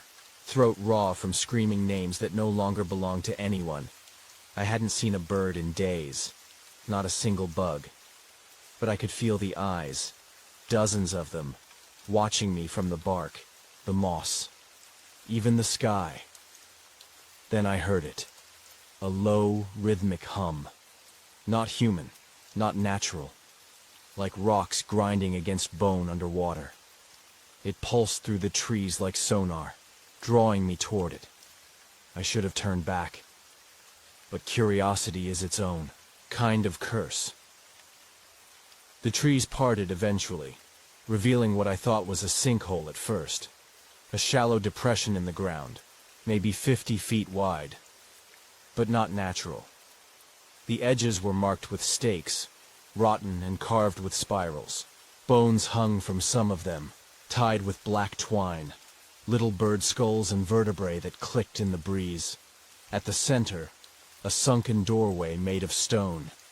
It led down into the earth, and across the threshold, etched in something that wasn't paint, the hollow wakes. I stood at the edge for a long time. Then I stepped inside. The air inside was wet and warm, like breath from a mouth too close to your face. The walls were tight, carved with symbols I couldn't read. Circles within circles. jagged lines that made my eyes ache to look at. I passed bundles of feathers, teeth, and string, dead lanterns, old candles melted into the floor, and bones. So many bones, some human, some not. All arranged in spirals that led deeper down. The sound grew louder with every step, a deep hum now paired with whispers. None of them made sense. They were in a language I'd never heard, but one word came. Through. Sasha. At the end of the tunnel, I found a chamber. Circular. Perfect. The walls were lined with mirrors, cracked and blackened, but reflecting something that wasn't me. In each reflection, I saw my friends. Not as they were, but as they looked when we found them. Mark, eyes wide, body folded like paper. Cody, smiling from a tree limb like an ornament. Liv, frozen with a mouth full of dirt. Nate, blinking upside, down. In the center of the room sat a throne made of antlers and bones, and on it, the Hollow One. She looked like me, but taller. Her limbs were too long, her eyes too wide, her teeth too many, and her skin shimmered with shadow, like it was never quite done forming. She didn't move, didn't breathe, just sat there, fingers tapping slowly against the bone. I tried to speak. She spoke first. In my voice. Say the name. You've seen it. You've heard it. You remember it. I shook my head. I don't know what you are. She leaned forward, neck creaking. You do. You just buried it, like they all did, like the others. But you've come the furthest. You've earned it. Behind her, the mirrors began to ripple. The reflection stepped out. Mark. Liv. Cody. Nate. But their eyes were black holes now. Mouths sewn with red thread. Their hands raised in unison, pointing at me. Name it. I backed away, heart slamming, against my ribs. Something in me cracked. The word bubbled up from somewhere deep in my chest. I didn't know what it meant, but it came out like a curse. Velhara. The Hollow One smiled, wider than anything human. There you are. The chamber shuddered. Dust fell from the ceiling. The bone throne began to crumble, and the mirrors shattered, but not like glass, like windows. I saw hundreds of forests on the other side. Forests just like Black Hollow, all of them filled with watchers, all of them waiting. And then the Hollow One stepped into me. No warning, just entered. I felt my skin stretch, my mind bend, my mouth smile without me, and a voice whispered inside my skull, "Now you carry it. Until the next one comes, until someone says your name." I woke up just outside the pit. The sun was setting. There were no trees around me, just open field. The forest was gone, at least I thought it was, but carved into my arm, fresh and bleeding, Velhara. I walked until I found a ranger station. They said I was lucky. They said I'd been missing a week. They said my friends were all found with their eyes wide open and mouths twisted like they were still screaming. They said I'm safe now. They're wrong. Because last night, the mirror in my hospital room rippled, and I saw her, sitting on the bone throne again, smiling, waiting. It's not over. It's never been over. It's just watching from me now. They let me out 3 days ago. Doctors said I had exposure, shock, delusions, forest psychosis, or some term they stitched together to explain what doesn't want to be explained. I smiled, I nodded, and I left. But every night since then, at exactly 3:33 a.m., I hear it again. The first night I tried sleeping with headphones in, volume up, white noise blaring. Didn't help, because the scream didn't come from outside. It came from inside me, like something crawling up through my spine, pushing itself into my throat. And when it broke free, it wasn't a scream for help. It was a call. Something heard me. That same night, the mirrors in my apartment fogged up, even the ones I hadn't used. I found handprints on the inside of the bathroom mirror. Small, childlike. They weren't mine. And behind the steam, a message appeared, as if drawn by an invisible fingertip. You carried her back. I've been recording myself during the nights now, trying to piece together what I do when I'm not fully me. The footage shows me sitting up at 3:33 a.m. on the dot, eyes wide, not blinking, mouthing words silently. Every night, the same 3 lines. The forest watches, the hollow waits, let her in. Then I smile and lay back down. Last night I woke up outside. No shoes. Blood on my hands. I'd scratched symbols into the dirt behind the apartment complex. Spirals. Eyes. And that name again. Velhara. Today I saw Nate, or something wearing Nate, on the sidewalk across the street, just standing there, staring at me. He didn't move, didn't speak, but his eyes were open, and when I blinked, just once, he vanished. But in his place was a stone doll, carved with my face, eyes wide, mouth open, screaming. I went to the police again, showed them my arm, the footage, everything. They smiled too politely, then offered me a wellness hold. That's what they call a cage made of white walls and ticking clocks. But I'm not crazy. I'm infected. The screaming is louder now. It comes from the shadows, from the cracks in the floor, from the drains and vents and places no sound should come from. It knows where I am. And tonight, I think it's coming for what's left. I dream of the forest again, but it's not Black Hollow anymore. It's every forest, stretching across worlds, endless, rooted in screams and ash. And I see others like me, the Watchers, dozens of them, maybe hundreds, standing in place, eyes wide, smiles frozen, trapped in time, and above them, spiraling through the trees, the hollow one. Its face is different now. It's mine. I've tried to stop the transformation, tried burning the clothes I wore out. Tried scrubbing the symbols off my skin, tried silence. But the forest doesn't need sound to scream. It just waits, until I blink, until I forget who I am. And then it takes. The doctors told me I survived because I was strong, because I resisted. Whatever psychosis took the others, they're wrong. I survived because I listened, because I said her name, because I gave the hollow what it needed. A new door. I hear it again now. It's almost time. 32 a.m. In 60 seconds the screaming will start again, but this time it won't stop. If you're hearing this, don't say it, don't write it, don't repeat it, don't even think it, because names are keys, and once you unlock her, she never closes again. She's here. She wants her eyes back. The apartment was cold, not just the windows open kind of cold, wrong cold, like something had slipped through that didn't belong here.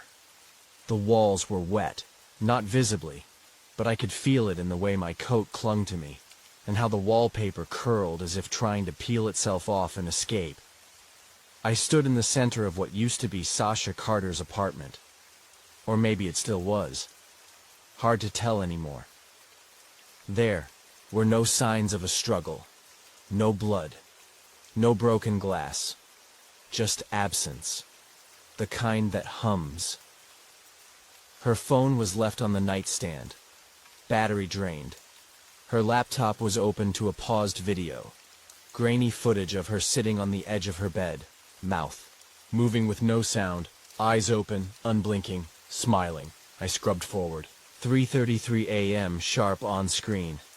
Sasha turned slowly to face the camera, and mouthed something. You blinked. Then the video glitched, and the screen went black. We found 4 stone dolls on the floor beneath the bed, each carved with intricate detail, none bigger than a baby's fist. Each one had a different expression: fear, confusion, serenity, and rage. Each had open eyes, staring into nothing. One had a name etched faintly along the spine: Mark. The others were too worn to read. A 5th doll sat unfinished on the windowsill, just the outline. No face yet, just hollow eye sockets. Waiting. I approached the mirror. Something was wrong with the reflection. I stood alone in the room, but the mirror showed 5 people behind me. Still, silent, eyes wide. One of them was Sasha. She stood nearest the glass, lips trembling as if she were screaming without sound. Then her eyes moved.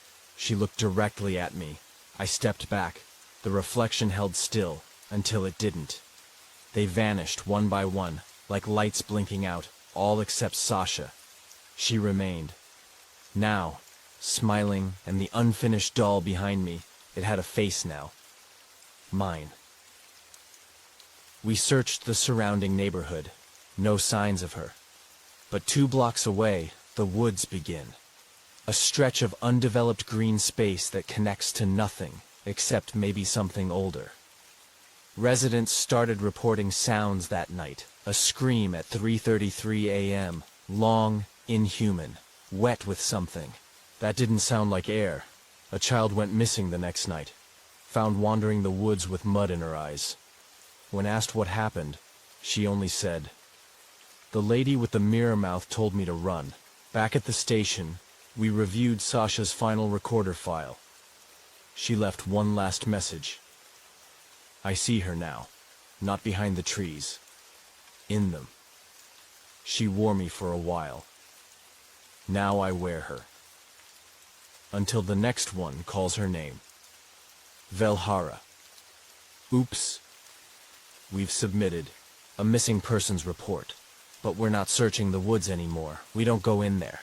Not after dark, and especially not if we hear our own names whispered back to us. Because we all agree now. Sasha Carter survived Black Hollow, but she didn't escape it. She brought it back. Case status, closed. Subject status, missing. Apartment, sealed. Mirror removed. Dolls incinerated. Forest patrols suspended.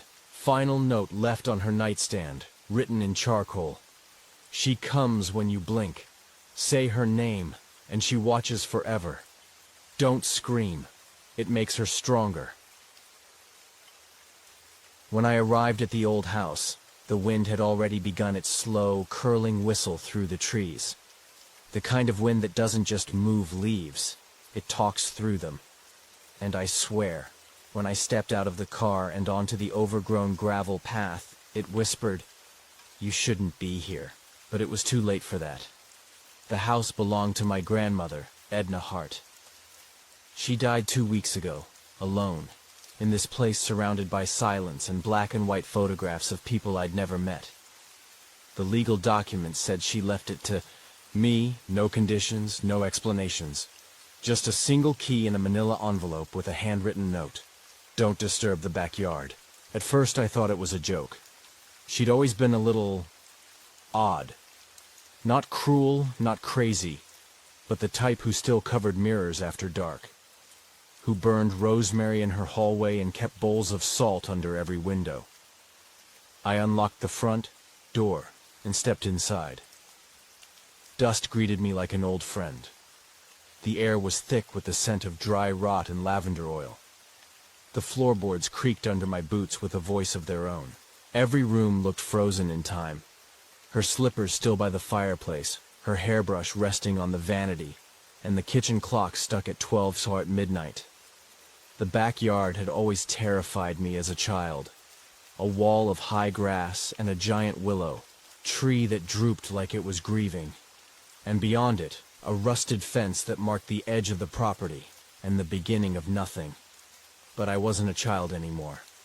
So on the second day, I decided to clean it. I spent the morning hacking, away at thorn bushes and raking up leaves that had turned to mushy brown paper. That's when I found the box. It was buried shallowly, barely hidden, beneath the willow tree. My rake hit it with a thunk, like bone against bone. I knelt down, brushed away the soil, and pulled it up. A wooden box, warped by time, wrapped in what looked like red twine. There was something carved on the lid. Letters, maybe, but they'd been worn away. I should have left it. I know that now. But curiosity isn't a switch you can turn off. I cut the twine with a garden knife and opened the lid. Inside was a porcelain doll, small, delicate. Cracks branched across its pale cheeks like spider legs. It wore a faded red dress and tiny black shoes. Its hair was made of real strands, matted, brittle. The worst part? Its eyes were shut. It wasn't cute. It wasn't even unsettling in the way old dolls are usually unsettling. No, this one radiated. Cold. I touched it. Instantly my fingertips prickled, like static. I jerked my hand back. A shiver ran through me, down my arms, into my ribs. The air seemed to bend. I don't know how else to describe it. I carried the box inside. I don't know why. Maybe I wanted to study it. Maybe I just didn't want to leave it out there in the dirt. I set it on the kitchen counter and went to take a shower. When I came back, the doll's eyes were open. I froze in the doorway. My breath hitched. It took my brain a second to rationalize. Maybe I was wrong before. Maybe I'd thought its eyes were closed. But no. They had been shut. I was sure. And now, they were wide open. Bright blue glass eyes, gleaming. Watching. A noise came from under the floor. A light scratching. Subtle, slow, and steady. I turned off the lights. Held my breath. Listened. The sound stopped. That night, I placed the doll in the garage, locked the door, and tried to sleep. I woke up at midnight, not because of a dream, but because the house shifted. A sudden creak that vibrated through the floor like someone had stepped inside. And then, from the hallway, a small click. The sound of the garage lock unlatching. I shot up, heart racing, lungs stiff with fear. I grabbed my phone, turned on the flashlight, and stepped toward the kitchen. The doll was back, sitting on the kitchen counter. Same red dress, same wide blue eyes. Watching. I didn't scream. I couldn't. Not because I wasn't afraid, but because fear had wrapped around my throat like a cold, wet hand. I stood there, frozen in the dim flashlight beam from my phone, staring at the doll that should have been locked in the garage. It was impossible. I had locked that door. I had placed her on the top shelf, away from anything living, and now, there she was, sitting perfectly upright on the kitchen counter like she had never moved. Her glass eyes were fixed forward, but it felt like she was watching me. The room was ice cold, even though I hadn't touched the thermostat. My heart was a drum in my chest, slamming against my ribs, and a high-pitched ringing had started in my ears, like pressure was building. I backed out of the kitchen and shut the door. I told myself I'd deal with it in the morning. Maybe I was sleepwalking. Maybe I never locked the garage. Maybe a lot of things. But deep down, I knew none of that was true. The next morning, sunlight poured through the curtains like everything was normal. And for a second, I believed maybe it had all been a dream. Some stress-induced nightmare brought on by grief and exhaustion. Until I walked into the kitchen. The doll was gone. The counter was empty. I checked the floor, the table, the sink. Nothing. I hesitated in the hallway before unlocking the garage door. The scent of motor oil and old paint hit me first, then silence. I looked up. The shelf where I had placed her was empty. That's when I started recording. I set up an old camcorder I found in my grandmother's attic. I placed it on a tripod and aimed it at the kitchen counter. Then I did something stupid. I brought the doll back inside. She was outside now, where I had thrown her in a moment of panic. I found her lying face down in the grass, her dress soaked with dew, but her expression just as perfect as ever. Eyes open, mouth pursed like she had a secret. I picked her up with a towel and placed her on the counter again, turned the camcorder on, hit record. Then I left the house.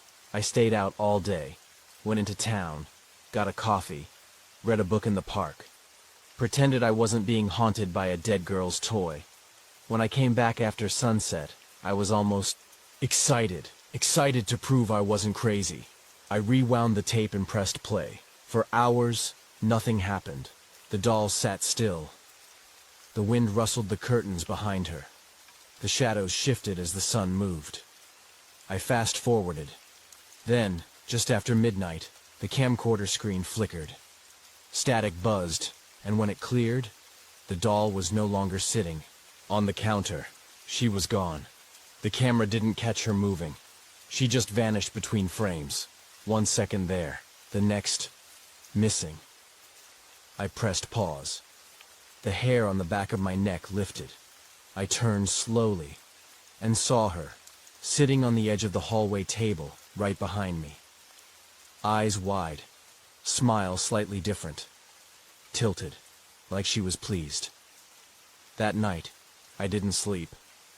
I laid in bed with my bedroom door locked, every light in the house on, and the doll shut inside the hallway closet.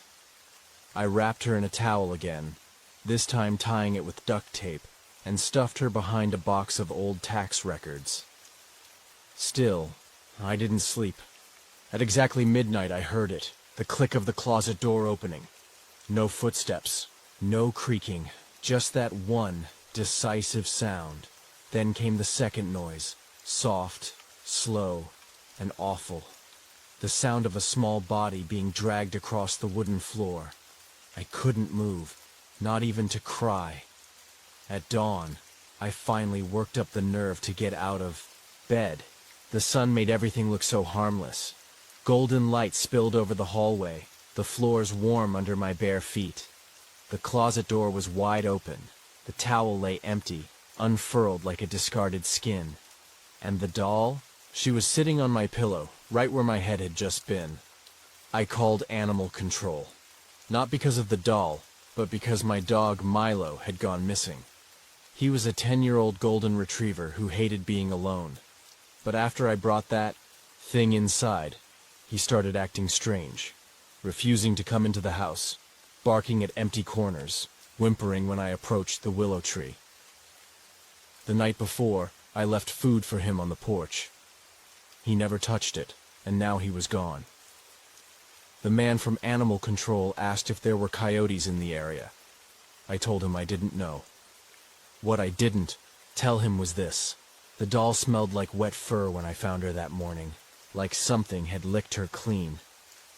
I went back to the camcorder, hoping for more evidence. Anything to show someone. Anything to prove I wasn't slipping. I fast-forwarded through the day footage again, watching the doll remain perfectly still for hours. Then, right at 12 a.m., she disappeared again. But this time, the static didn't return. Instead, the footage continued, silent and steady. And at 12:03 a.m., something else appeared on the tape. A shape. It wasn't the doll. It was larger, darker, like a shadow standing just beyond the camera's frame. Only one hand was visible. It rested on the edge of the counter. Small, childlike, but it twitched, flexed, bent backwards in unnatural ways, And just before the tape ended, something scratched into the wall behind the doll. Words written slowly in shaky hand. Midnight is not for you. I don't know what this thing is. I don't know why it came back, but I know one thing now with absolute certainty. Every night at midnight, it watches, and it's getting closer. I've stopped telling myself I'm imagining it. There's something in this house, and it's not just the doll. It started 3 nights ago, after I burned her. I thought fire would fix everything. That was the rule, right? Burn the cursed object, scatter the ashes, and the evil dies with it.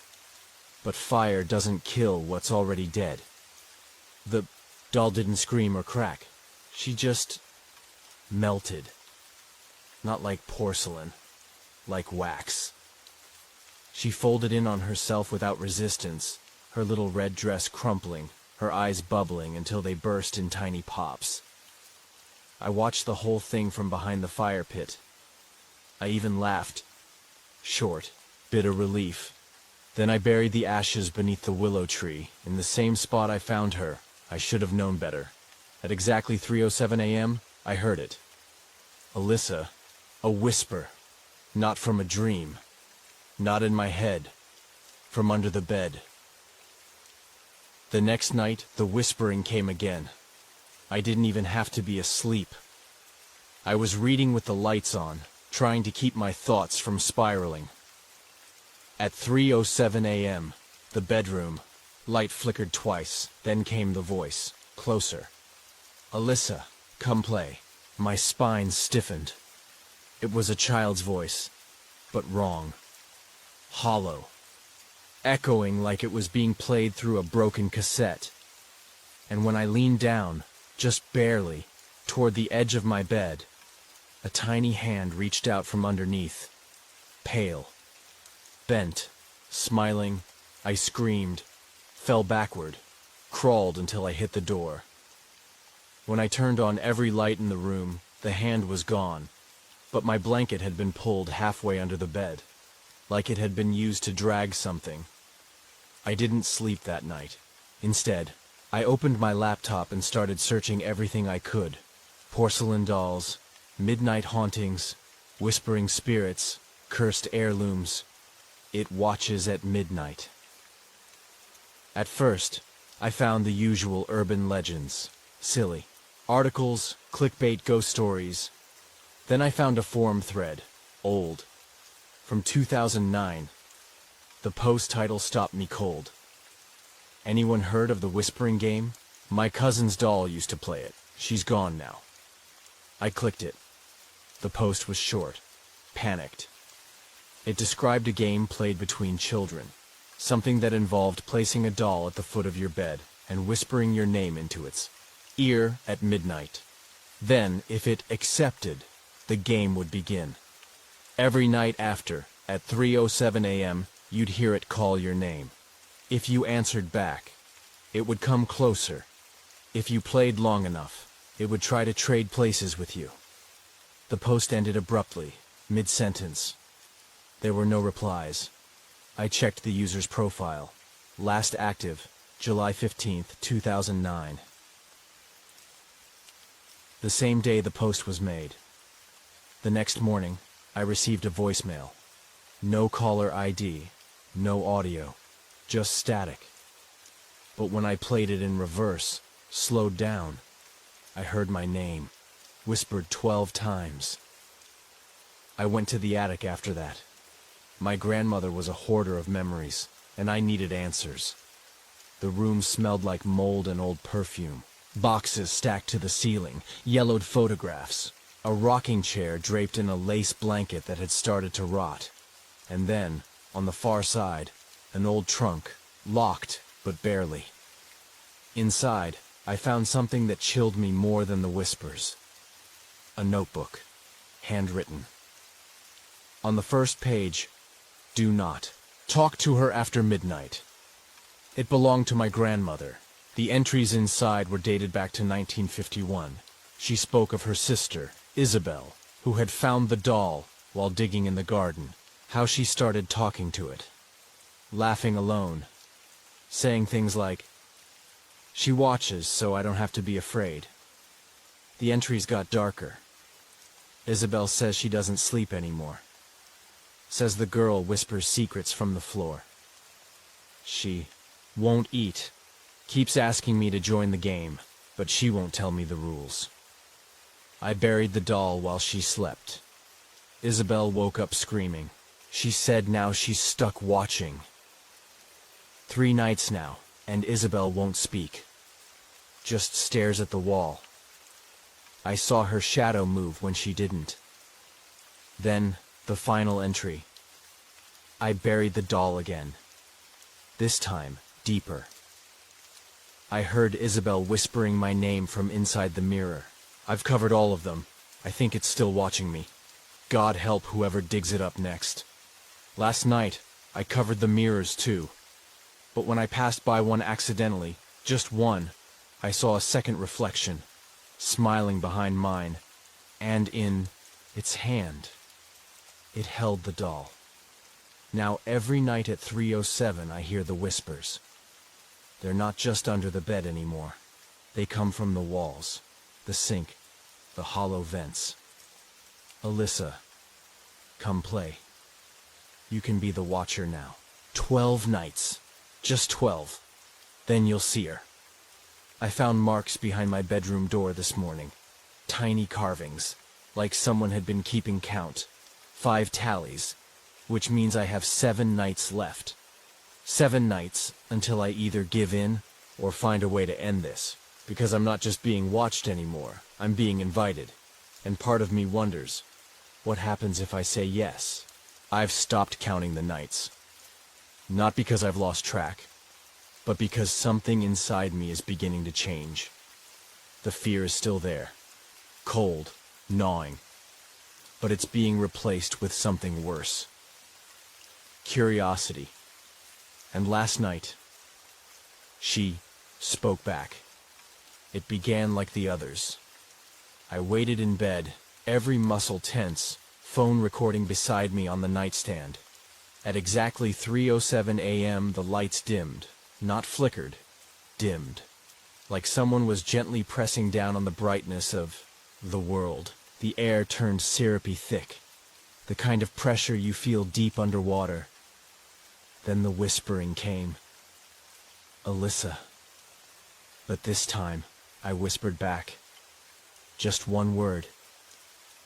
I don't even remember deciding to say it. It felt like it slipped out of my mouth. On its own, yes? Silence. Then, faintly, from beneath the floorboards, dig. The next morning, I tore up the carpet in the hallway. I don't know what I expected. Maybe just rotten floorboards. Maybe nothing. But when I peeled it back, I found a square outline burned into the wood. A trapdoor. No hinges. No handle. Just a perfect square of dark wood surrounded by lighter floorboards, like something had been replaced long ago. I pried it open using a crowbar. Dust burst into my face. Old, choking dust, like the kind that hasn't moved in decades. Beneath the trapdoor was a crawl space. Narrow, silent, and at the bottom, stairs made of stone leading down into the dark. I went down at sunset, flashlight in one hand, crowbar in the other. A voice in my head told me to wait for morning. But something else, something buried deeper, urged me forward. The air changed the moment I stepped into the tunnel. It didn't smell like earth. It smelled like formaldehyde and lavender. The corridor was lined with crumbling bricks, roots snaking through the ceiling like black veins. The further I went, the colder it became. Then the tunnel opened into a small room.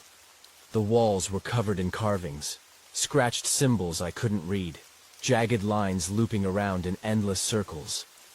At the center of the room sat a rocking chair, and in that chair, the doll, or at least a copy of her. Same porcelain skin, same red dress, same bright blue eyes. But this one's mouth was stitched shut. Red thread. hand-sewn, tight. Behind the chair was an old wooden board nailed into the wall. I yanked it off and found something even more disturbing. Dozens of tiny handprints, pressed into the stone, preserved like fossils. Each handprint had a name scratched below it. The first one read, Isabel Hart, 1951. Failed to finish the game. Another read, Marie Salters, 1968. Watched forever. And then, Alyssa Hart, scratched, faintly, halfway through completion. Not by me. Not yet. I stumbled backward, nearly dropping the flashlight. Suddenly, I understood the whispers. I hadn't started the game when I found the doll. It started the moment I answered. Come play, it said, and I said yes. I rushed back up the stairs, heart pounding, head spinning. When I reached the top, the trapdoor slammed shut behind me, but the carvings had changed. What used to be a clean square of wood now had a message burnt into its center. She will sit where you sat. You will watch what she watched. Later that night, I combed through my grandmother's journal again. There was one entry I hadn't seen before, tucked between 2 pages, stuck with age. The girl in the mirror says she watches for me now, that if I ever stop looking, she'll take my place. I asked her what happens if I fail. She said, then your face becomes hers. I slammed the book shut. I understood now why my grandmother never let anyone into the house, why the mirrors were always covered, why she'd lived and died alone. She hadn't escaped the game. She'd just refused to lose. That night, I covered every reflective surface I could find, but it didn't matter, because at 3:07 a.m., I heard my own voice whisper to me, dig deeper. And when I opened my eyes, the doll was sitting at the foot of my bed again. But something was different. Her eyes were no longer blue. They were my eyes. The worst part isn't that the doll had my eyes last night. It's that they blinked. Not when I looked at her. No. She waited until I turned away, and in the reflection of the black TV screen across the room, I saw her move. I saw her blink. I've stopped using mirrors entirely, but that hasn't stopped her. She's found new ways to look at me. Now, I catch glimpses of her in things that shouldn't reflect anything. My glass of water, the microwave, door, even the lens of my phone camera. Always at midnight. Always watching. The neighbor came by this morning. I didn't even know I had one.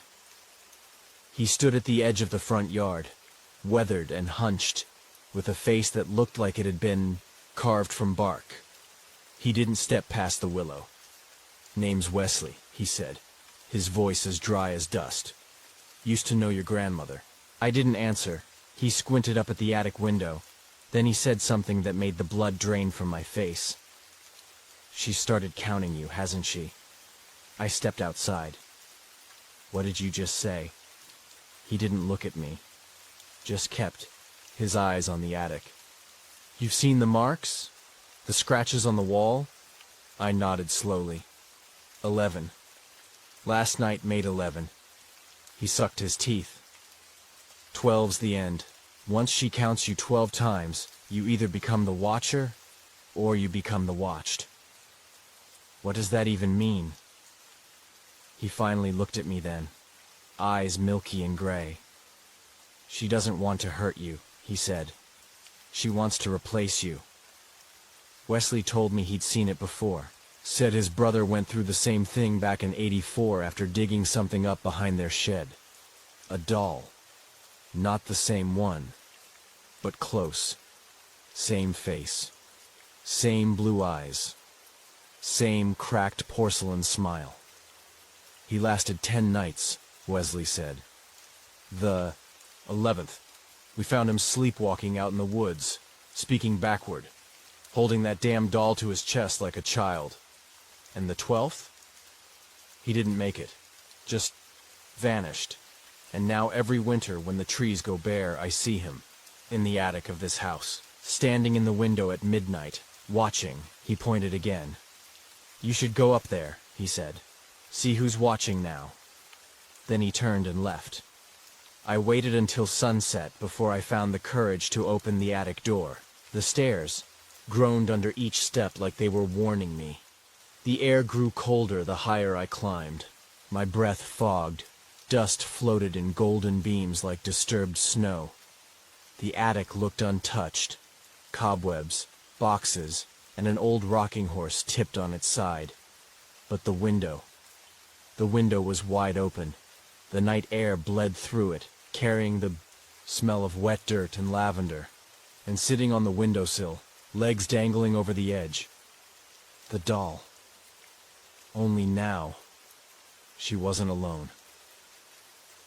I saw something in the reflection of the glass. A second face. My face. Not mirrored, not distorted. Just wrong. Because it was blinking when I wasn't. Smiling when I wasn't. I backed away. The reflection stood up. And then it pressed a hand to the other side of the window glass. I slammed it shut. But there was something carved into the wooden frame just beneath the sill. "Only one of you makes it to morning." I couldn't stay in the attic. I carried the doll downstairs, but the moment I crossed the threshold into the living room, every light in the house burst at once. Glass rained down. Darkness swallowed the room. The doll laughed. Not from her mouth, from the walls. I dropped her. She didn't break. She bounced, and then her head turned. A slow, jagged turn that sounded like grinding teeth. She looked right at me. Her eyes were blue again, but they were wet. I ran outside. The air hit me like a slap. It was cold, unnaturally so. Breath visible. Grass brittle with frost, even though it was August, and there in the attic window above, a figure stood. Not a shadow, not a trick. A girl, wearing my clothes, with my face, and in her hand, she held the 12th tally mark. She carved it slowly into the glass with her fingernail. I screamed, but no one came, because no one ever does after 12. I'm writing this now with candles lit and the doll locked in the shed. But I know that doesn't matter, because at midnight, the window will open again, and one of us will be standing in it, watching, and the other will be watched. They say prayer can protect you. That faith makes the darkness back off. That if you believe hard enough, even cursed things lose their power. But they've never met her. They've never felt the weight of her stare at exactly 3:07 a.m., when the house forgets it was ever alive, and everything goes still, except the whispering. The priest came at noon. I didn't call him. Wesley must have. He introduced himself as Father Jonah. Mid-50s, silver at the temples, face lined with years of grief he didn't talk about. He looked at the house like it was a wounded animal, one he had no interest in saving, only in putting down. "I've dealt with Watchers before," he said. Watchers, he knew. She's not a ghost, he told me. Not a demon, she's older. An echo left behind when someone made a deal they shouldn't have. The doll is just a door. A door to what? I asked. He looked up at the attic window. To her. He walked the house with a small silver crucifix muttering under his breath. Every mirror, every pane of glass he touched. And they all hissed, like something behind the surface was recoiling. "She likes reflections," he said. "It's how she moves, how she learns. You've given her too many ways in." He paused by the back window. "Why is the willow tree still standing?" "My grandmother planted it," I said. "She always said it kept the backyard quiet. She didn't plant it," he said softly. "She buried it, the doll, years ago. But that kind of evil, it grows roots." Father Jonah made a circle of protection in the living room. Salt, holy water, a Bible left open to Psalm 91. He placed the doll, quiet, unmoving, at the center. Don't speak to her, he warned. No matter what she says, she lies with your voice, with your memories, with your pain. I watched as he lit a candle and began to pray. The temperature dropped instantly. The candle flickered, then flared blue.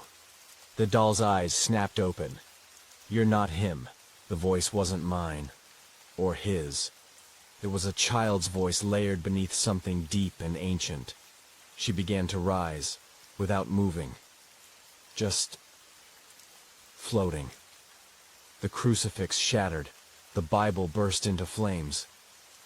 Father Jonah screamed, then fell. I dragged him outside. He was breathing, barely.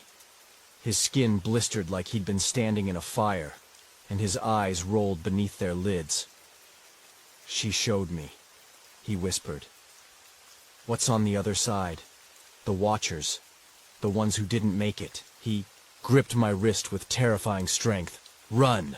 Then he passed out. I went back in. I had to see. The 12th night had come, and I needed to know if it was already too late. The house welcomed me like a grave.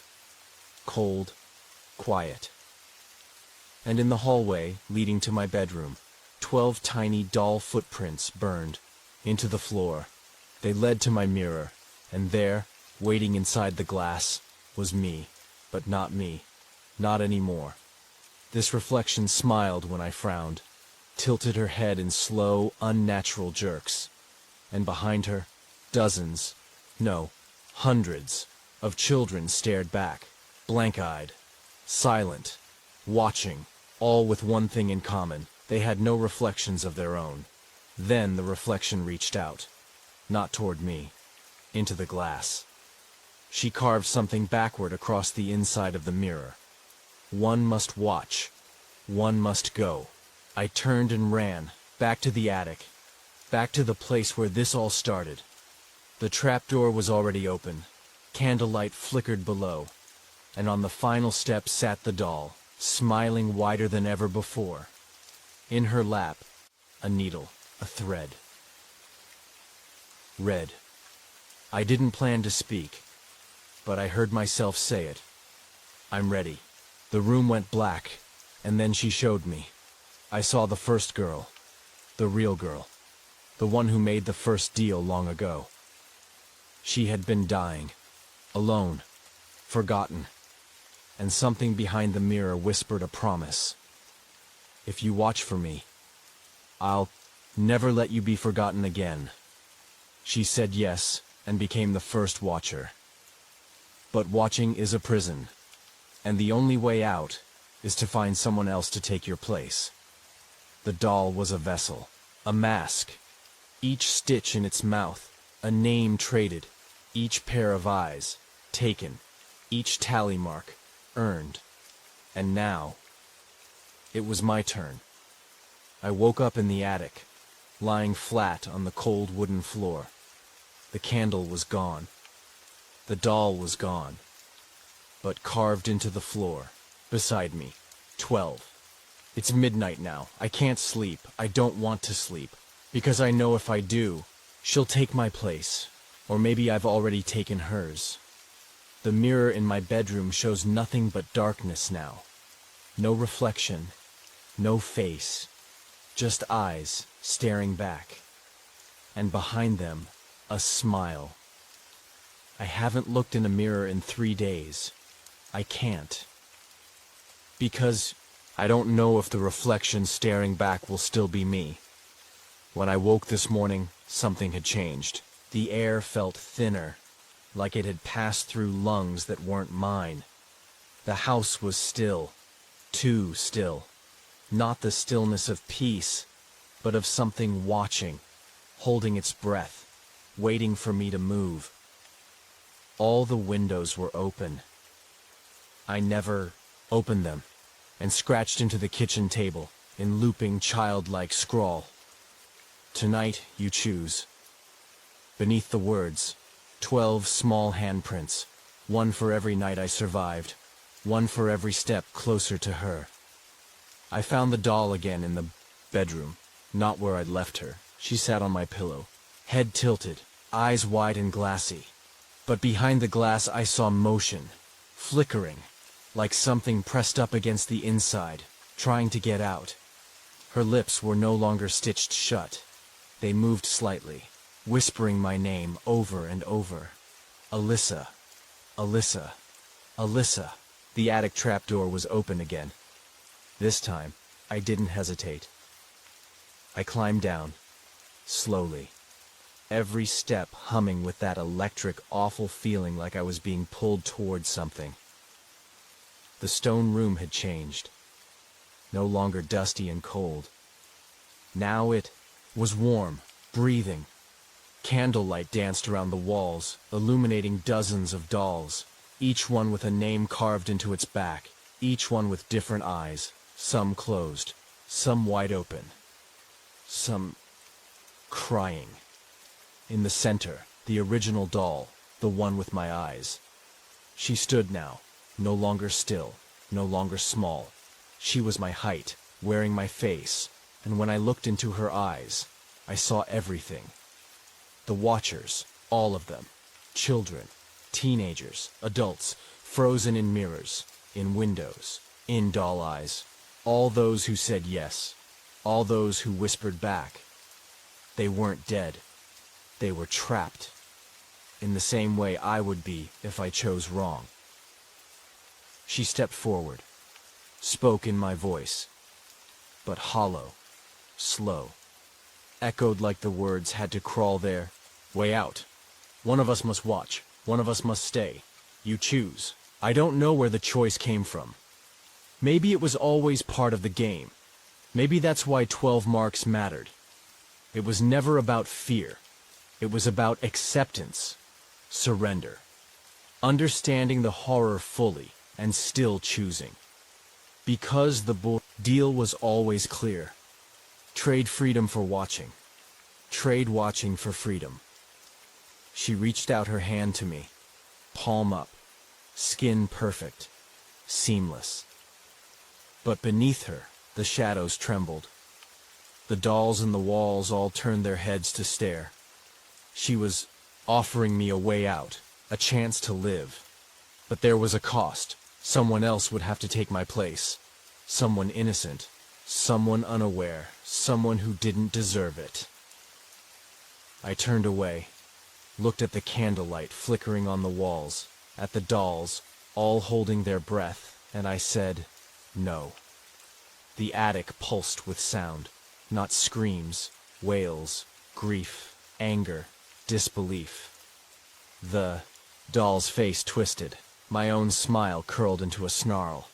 You won't leave, she hissed. You broke the game. I stepped forward. I'm not playing anymore. And I picked up the last candle, the one burning cold blue, and blew it out. I woke up on the ground. The sun was rising. The attic was empty. No dolls, no candlelight, no marks. The mirror reflected only me. For the first time in weeks, I could see my own eyes again. But this isn't a victory story. Not really. Because something followed me out of that room. Something small. Something silent.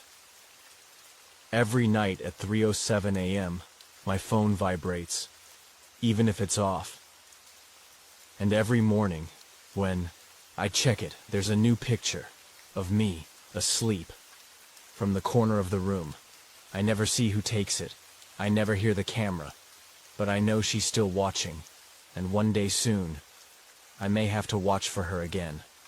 Or worse, choose someone else.